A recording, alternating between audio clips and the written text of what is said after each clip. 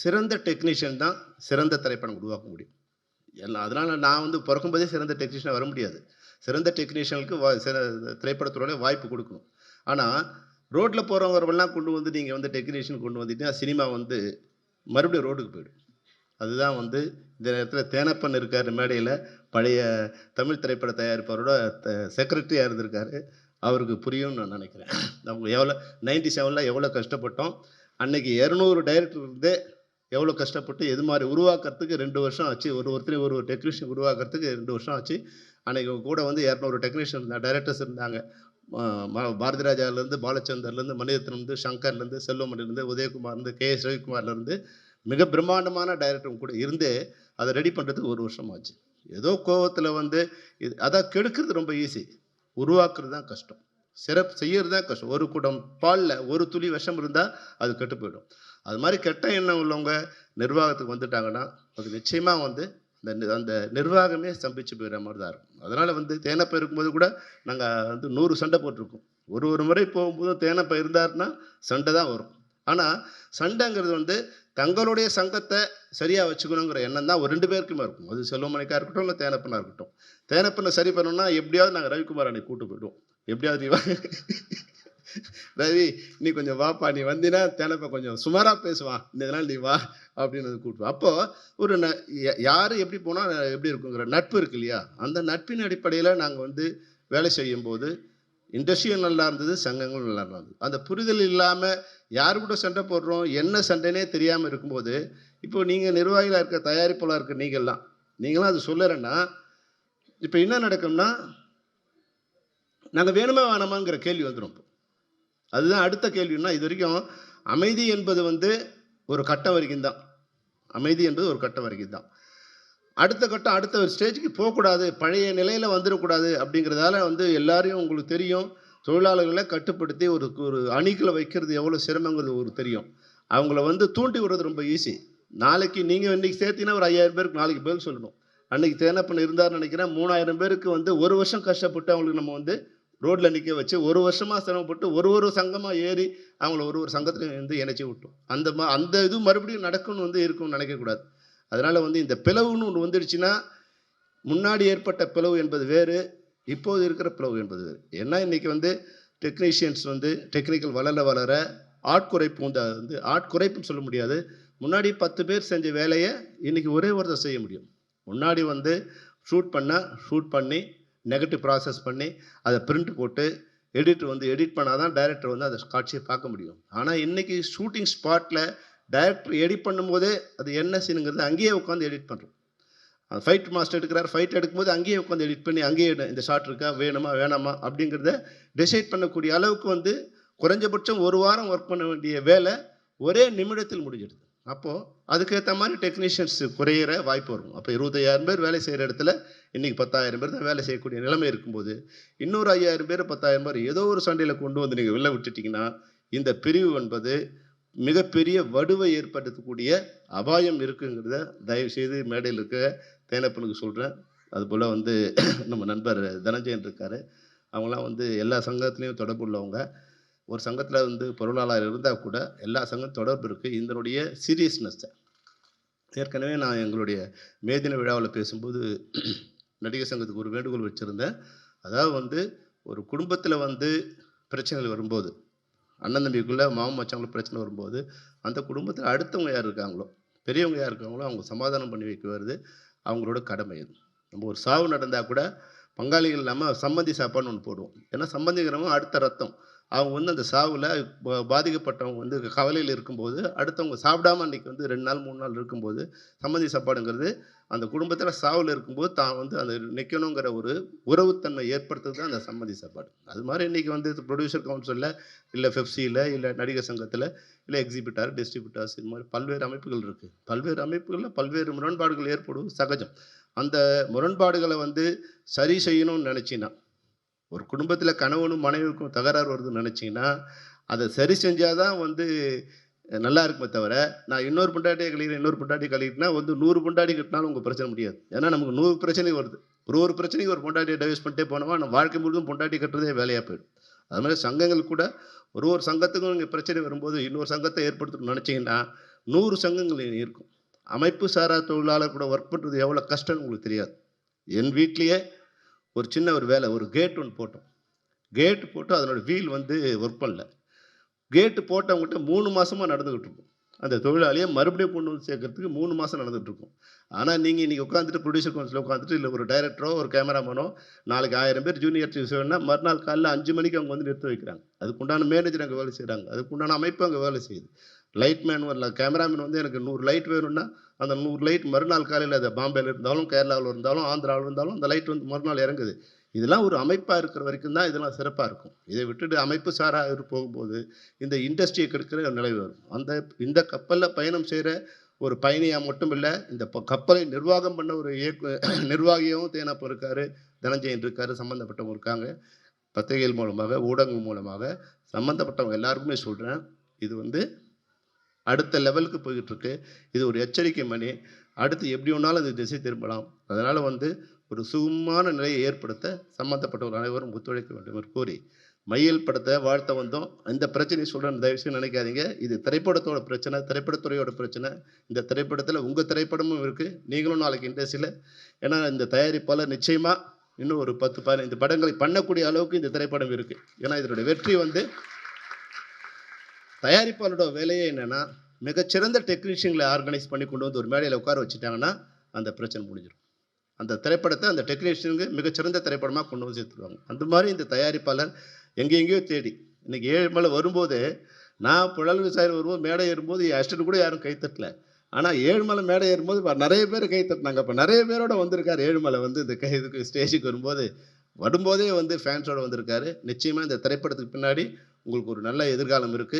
இந்த திரைப்படத்தை உருவாக்கிய அனைத்து தொழில்நுட்ப கலைஞர்களுக்கும், இந்த படத்தை தயாரித்த தயாரிப்பாளர்களுக்கும் என்னுடைய வாழ்த்துக்களை தெரிவித்து விடைபெறுகிறேன். நன்றி, வணக்கம். செல்லுமணி சார், உங்களுடைய பெயின் எனக்கு புரிஞ்சுது. வலி, எந்த வலியில் நீங்கள் பேசுனீங்கன்னு எனக்கு புரிஞ்சுது. நீங்கள் போகிறதுக்கு முன்னாடி ஒன்றே ஒன்று சொல்கிறேன். எல்லா வலிகளுக்கும் காலம் தீர்வு கொடுக்கும், கவலையே படாதீங்க. அதுவாக அந்தந்த பிரச்சனையை சால்வ் ஆகிட்டு என்றைக்குமே உங்களுக்கு ஆதரவாக இருக்கிற எல்லாருமே, இங்கே இருக்கிற பெரிய ஒரு கூட்டணியும் சரி, எல்லா சங்கங்களும் சரி உங்கள் பின்னாடி இருக்கும். அந்த வலியை வந்து நீங்கள் எந்த அளவு கடத்துறீங்கன்னு எனக்கு புரிஞ்சுது. தமிழ் திரைப்பட நடப்பு தயாரிப்பாளர் சங்க சார்பாக நான் ஒன்றே சொல்லிக்கிறேன். நாங்கள் எல்லாம் உங்கள் பின்னாடி இருக்கோம். அண்ட் பெப்சி நீங்கள் உங்களுடைய தலைமையில் எவ்வளோ புது புது முயற்சிகளை நீங்கள் கொண்டு வரீங்கன்னு எங்களுக்கு தெரியும். அந்த முயற்சிகளுக்கு என்றைக்குமே நம்ம ஆதரவாக இருப்போம். அண்ட் இதுவும் கடந்து போகும். இதுலேயும் நீங்கள் கடந்து வந்து மிகப்பெரிய அளவில் வெற்றி அடைவீங்கன்னு உங்களுக்கு வாழ்த்துறேன். அந்த வாழ்த்துக்களோடு நீங்கள் கிளம்புங்க. செல்வமணிகிட்ட சொல்லியிருந்தேன், ரொம்ப நாள் ஆச்சு இந்த மாதிரி ஒரு லைவ் ரிதம்ஸ் எல்லாம் சவுண்டு கேட்டு அப்படின்ட்டு. அந்த மாதிரி நல்லா யூஸ் பண்ணியிருக்கீங்க.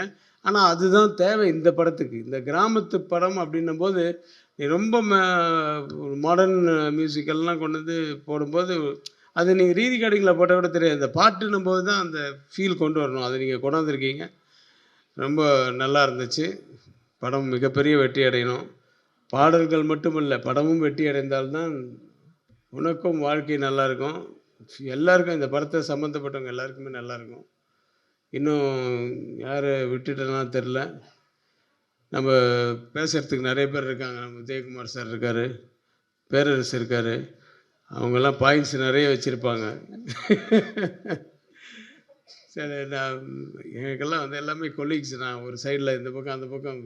ஆர்கே செல்வமணி சார்லாம் எனக்கு சீனியர். ஆனால் ஒரே இடத்துல எடிட்டிங் பண்ணுவோம். வேகான்னு ஒரு எடிட்டிங்கு. அது மாதிரி நிறைய இருக்குது பேசுகிறதுக்கு. இல்லை, நாங்கள் நினச்சி பார்க்குறதுக்கே நிறைய இருக்குது. பட் அது அப்பப்போ ஒரு பிளவு வருது டெக்னீஷியன்ஸ்குள்ளே. நாங்கள் படைப்பாளிகள் சங்கம்னு ஆரம்பித்து அப்படி நிறைய போராடி இன்னொரு சங்கம் பெப்சிக்கு ஈக்குவலாக ட்ரை பண்ணோம். நிறைய பேர் பிடிச்சிட்டோம். எல்லா டிபார்ட்மெண்ட்லேயும் ஆளுங்க வந்துச்சு. இருந்தாலும் ஷூட்டிங் போகும்போது எல்லாருக்கும் சொல்கிறது வந்து, சார் அந்த அளவுக்கு இல்லை சார், அந்த அளவுக்கு இல்லை. அந்த எக்ஸ்பீரியன்ஸுன்னு ஒன்று இருக்குல்ல, அது அந்த ஃபோக்கஸ் ஃபுல்லாக இருக்குது. அது நடந்து ஓடி வர்றான்னா அதுக்கேற்ற மாதிரி பண்ணுறது. அது முன்னாடியே அளந்துட்டா கூட இல்லை சார், 4 டேக் வாங்காமல் ஒரே டேக்கில் வந்து ஹீரோவை ஃபோக்கஸில் இழுத்துட்டு வர்றது இருக்குல்ல, அதெல்லாம் அந்த எக்ஸ்பீரியன்ஸில் தான் வரும். இந்த மாதிரி ஒவ்வொரு டிபார்ட்மெண்ட்லேயும் எக்ஸ்பீரியன்ஸ் ஷுட் பி தேர். அதனால் வந்து எங்களுக்கு பெப்சியை நாங்கள் ரொம்ப மிஸ் பண்ணோம். பெப்சியில் தான் இருக்காங்க அவங்கெல்லாம். இவங்கெல்லாம் நல்லா ஒர்க் பண்ணுறவங்க தான், நல்ல ஆர்வம் இருக்குது. ஆனால் வந்து எக்ஸ்பீரியன்ஸ் இல்லாததுனால நிறைய இடத்துல நாங்கள் கஷ்டப்பட்டோம். அது அப்புறம் ஓரளவுக்கு பெப்சியும் இதுவும் வந்து சேர்ந்துச்சு. அந்த சேர்ந்த உடனே இவங்களையும் அவங்களையும் எல்லாம் ஒன்றா சேர்த்து விட்டோம். இப்போ எல்லாருமே நல்லா எக்ஸ்பீரியன்ஸ் ஆகிட்டாங்க. மறுபடியும் அப்படி ஒரு பிளவுன்னு நான் கேள்விப்படுறேன். அது வேண்டாமே அப்படின்ட்டு தான் என்னுடைய கருத்து. மற்றபடி நிறைய பேர் நிறைய கருத்து சொல்லுவாங்க. எல்லாத்தையும் கேட்டுங்க. பாவம் நீங்கள் வரட்டுங்களா? இப்போ இந்த படத்தை பற்றி சொல்லணுன்னா, நடிக்கிறதுக்காக போனேன். போய் இப்போ ப்ரொடியூசரும் இந்த படத்தோட ஹீரோவும் பிரதர் மாதிரி ஆயிட்டாங்க. அதனால் இந்த படத்துக்கு வந்து ஃபுல்லாக என்னால் முடிஞ்ச ஹெல்ப் பண்ணி கொடுத்துக்கிருந்துக்கேன். அப்புறம் இந்த படத்தில் டைரக்டர் வந்து ரொம்ப கான்ஃபிடண்ட்டான டைரக்டர். எலுமில் நிச்சயமாக அவருக்கு ஒரு நல்ல எதிர்காலம் இருக்குதுன்னு நினைக்கிறேன். இந்த படம் பெரிய வெற்றி அடையும், அதில் எந்த நம்பிக்கையும் இல்லை. நல்ல நம்பிக்கை இருக்குது, இல்லை குழப்பமாக இருக்குது. நான் என்ன சொல்ல வரேன்னா, இப்போ செல்வமணி சார் சொன்னார், பெப்சி வந்து இன்னொன்று ஆரம்பிக்கிறாங்க அப்படின்னு சொன்னாங்க. அது ஏதோ சீட்டு கம்பெனி ஆரம்பிக்கிற மாதிரி ஆரம்பிச்சுட்டு இருக்காங்க. டெஃபரெண்ட்டாக பெப்சி எல்லாம் உடைக்கலாம் முடியாது. நான் தொடையை தட்டி சொல்கிறேன், நான் பெப்சி மெம்பர் தான். இன்றைக்கி ப்ரொடியூசராக இருந்தாலும் நான் பெப்சி மெம்பர் தான், இல்லை நோ டவுட்டு. அது வந்து இன்றைக்கி வந்து ஒரு ஷூட்டிங் ஸ்பாட்டில் தைரியமாக ஒரு இடத்துல நிற்கிறோன்னா அது பெப்சியோட லைட் மேனும் அந்த டெக்னீஷியனால தான். ஏன்னா இன்றைக்கி இருக்க புது ஆளுகளை வச்சு போனோம்னா மண்டையில் போட்டு நம்ம கொண்டுருவாங்க. எதை நம்பி நம்ம போகிறதோ 5000 ரூபாய்க்கு யூனியன் கார்டு கொடுக்குறாங்களாம். என்ன தப்பாக இருக்குது இது? வந்து ரொம்ப கண்டிக்க வேண்டியது, நிச்சயமாக இல்லாட்டி பேசி தீர்க்க வேண்டியது என்று சொல்கிறேன். அதனால் இப்போ நேரத்தை கடந்து நான் சீக்கிரமாக பேச்சு நிறுத்திக்கிறேன். இந்த படம் நல்லபடியாக வெற்றி அடையணும் எல்லாமே இறைவனை வேண்டி விடைபெறுகிறேன். நன்றி, வணக்கம். பெப்சி அமைப்புங்கிறது தொழிலாளர் நலன் கருதி, தொழிலாளருக்கு பிரச்சனைனா சப்போர்ட்டாக நிற்கும். டெக்னீஷியனுக்கு ஒரு சம்பள பிரச்சனையாக சம்பளத்தை வாங்கி கொடுக்க முனைப்பாக இருக்கும். பெப்சிங்கிறது உழைப்பாளிகளுக்கு, தொழிலாளர்களுக்கு முழுக்க முழுக்க முழுக்க சப்போர்ட்டாக அது நலன் கருதி இருக்கிற ஒரு அமைப்பு. ஆனால் இப்போ அதுக்கு எது ஒன்று அமைக்கும்போது அது தொழில் நலன் கருதி ஆரம்பிக்கிறீங்களா? தொழிலாளருக்கு வேலை வாங்கி கொடுக்கணும்னு ஆரம்பிக்கிறீங்களா? தொழிலாளர் நம்ம பக்குவம் இருக்கணும்னு ஆரம்பிக்கிறீங்களா? இல்லை, பெப்சி அழிக்கணும்னு ஆரம்பிக்கிறீங்க. என்ன தப்பான எண்ணமாக இருக்குல்ல, கெட்ட எண்ணத்தில் இருக்குல்ல. நீங்கள் உண்மையிலேயே உழைப்பாளருக்காக ஆரம்பிச்சிங்கன்னா நாங்கள் கூட வரோம். நாங்கள் வரோம். இன்னைக்கு சத்தியமாக சொல்லுங்கள், நாங்கள் உண்மையிலே உழைப்பாளருக்காக, தொழிலாளருக்காக, சும்மா டெக்னீஷியனுக்காக, அவங்க வறுமையிலேருந்து காப்பாற்றுங்கிறதுக்காக நாங்கள் முழுக்க அந்த நன்மைக்காக தான் நாங்கள் ஆரம்பிக்கிறோம்னா இந்த மேடையிலேருந்தே Udhayakumar sir, K S Ravikumar sir எல்லோரும் நாங்கள் வரோம். இப்போ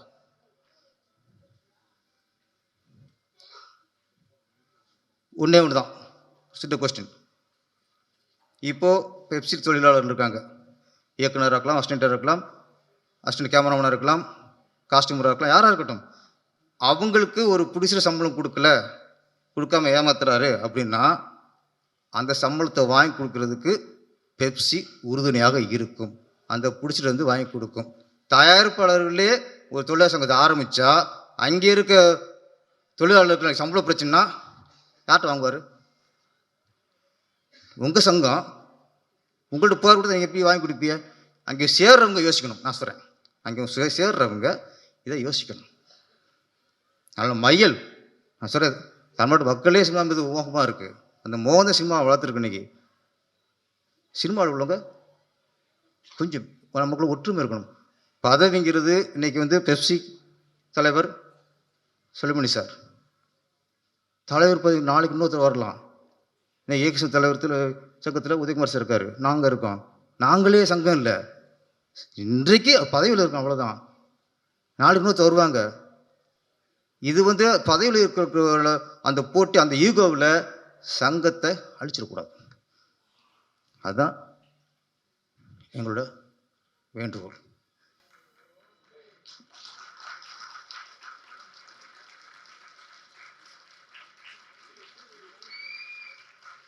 Kanal Kannan Master, please join us on stage. Master.